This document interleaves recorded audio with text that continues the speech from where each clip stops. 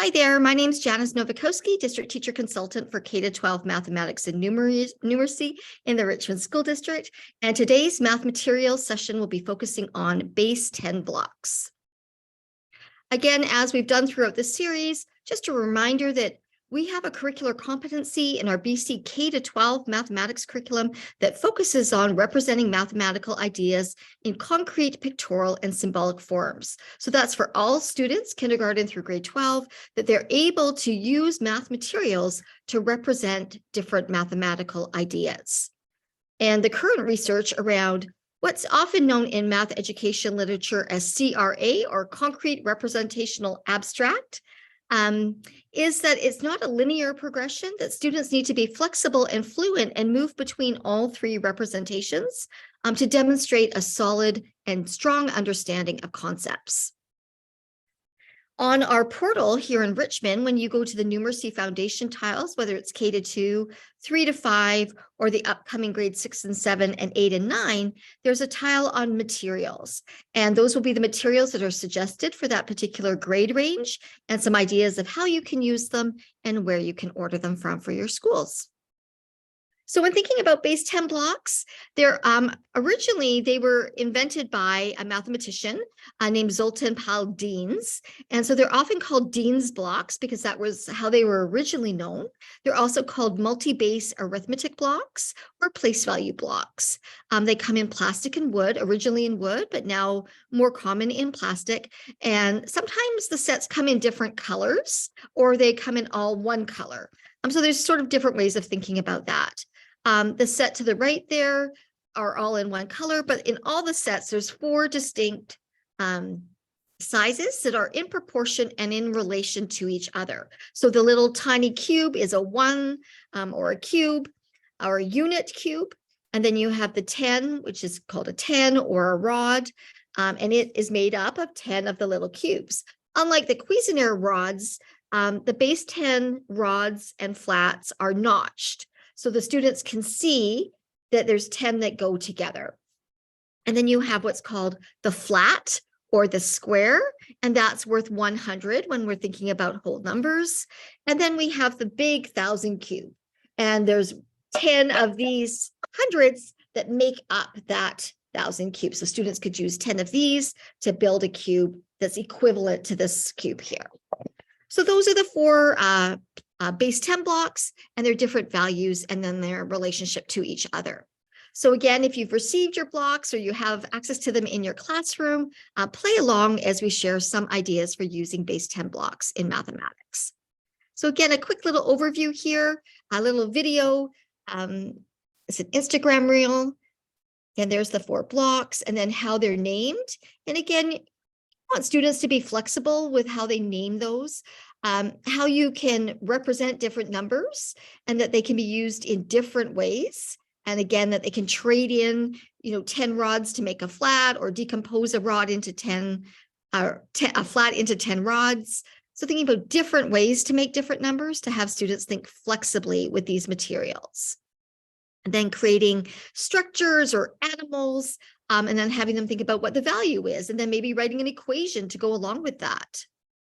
You can also use base 10 blocks to think about decimals and think about percentages so that then the flat or the 100 becomes equal to 1 and the rods and the units are tenths and hundreds in relation to that. And then at the end there was a game which we'll come back to in just a sec.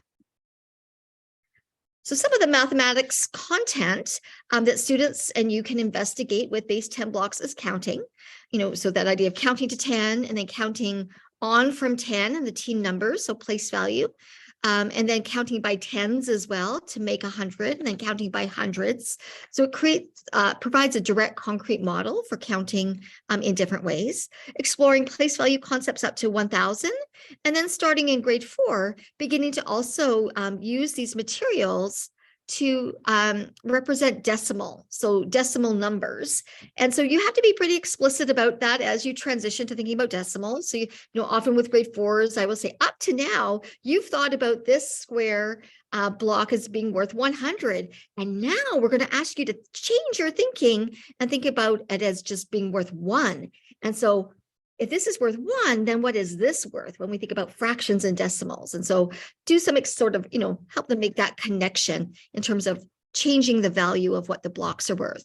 Grade 6 and 7 students can also begin to use the base 10 blocks to represent fractions. Again, this would be worth 100%. If we had 2 10s on here, it would be worth 20%. So making that connection to other types of numbers as well, which then leads into using them to represent money and using for financial literacy standards in our curriculum in terms of making change. So if they had a loonie, which is worth 100 cents, and they bought something for, I'm just holding up some blocks here with one hand, 24 or 14 cents, what would their change be? And they can visualize the difference by laying the blocks on top, how much they spent, and then what would be the remaining amount, which would be their change. So that's a nice way to use these as a concrete model to play with those ideas of money and spending and giving change, etc.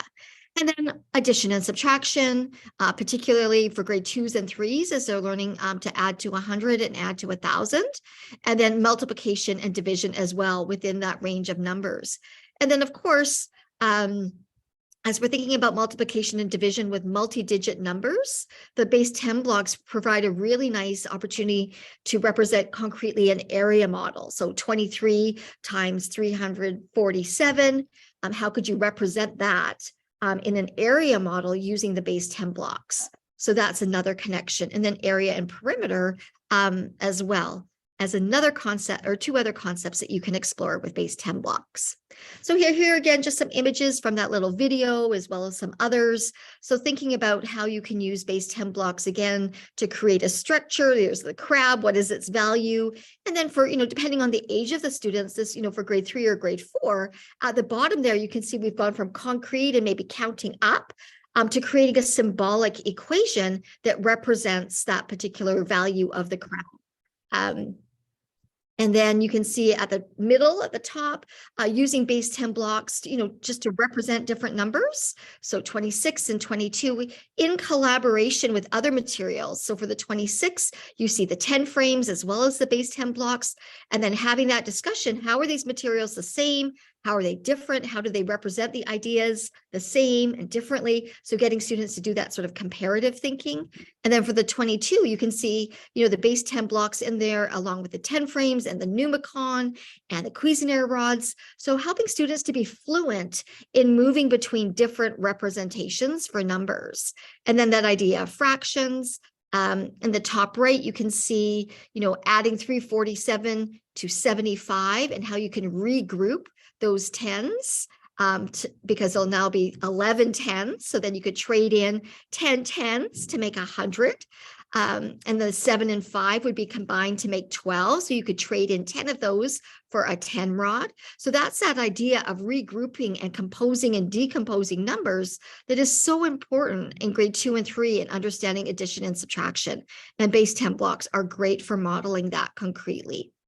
At the bottom two on the far right, you can see how we used in a grade 6-7 class, we use base 10 blocks as part of a buffet of materials that students could choose from to explore financial literacy concepts, including making change as well as percentage discounts. So again, whenever you start to think about decimal numbers or money or percentages, base 10 blocks are a great concrete representation for our intermediate and grade 8 and 9 students. Okay, and then a game. Some of you may play the race to 100 game, but you can also do it race to a 0. So going back to subtraction wise, or you could do race to 1 and play that with decimal numbers. So it's a classic math game, I think originally shared to the world by Marilyn Burns. And so you would have a game board like this that is divided into hundreds, tens, and ones. And then you roll 2 dice to come up with the sum. And so, for example, if I've already got this number down here, but I roll an 8. I would add 8 ones to the ones column. And then I look and I see, oh, can I regroup anything? So I've already got 1, 2, 3, 4, 5, 6 there. So if I added 8, then I'd have 14 ones. I could trade 10 of those in for a 10 rod and move that 10 rod to the 10s, and then I would have 4 left in the ones. And I would keep rolling my dice and adding on 1s and 10s until I had 10 10s in the tens column that I could trade in for 100. And so this again really focuses on that idea of regrouping and composing numbers based on place value. And again, with some students, you could have them record the equations for each step or each roll that they do. But this is a great partner game.